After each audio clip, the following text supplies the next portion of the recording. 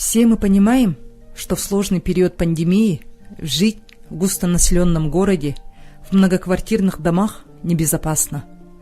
Никто не знает, когда пройдет этот злосчастный коронавирус. Поэтому я построила за лето недалеко от города свой благоустроенный частный дом.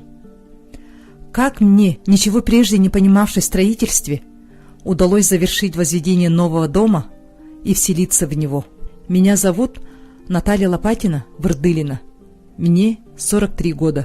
Я хочу поделиться с вами своими познаниями в инфокурсе «Мои 18 шагов до новоселья». Внимательно посмотрите все шаги.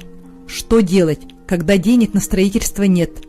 Как начать с нуля и довести за одно лето строительство до конца?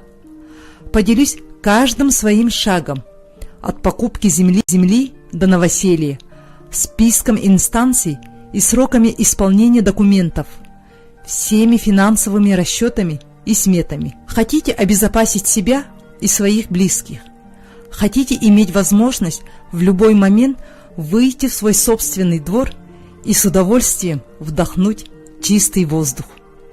Хотите жить спокойной и гармоничной жизнью на своей земле? Тогда вам обязательно надо приобрести «Мои 18 шагов до новоселья».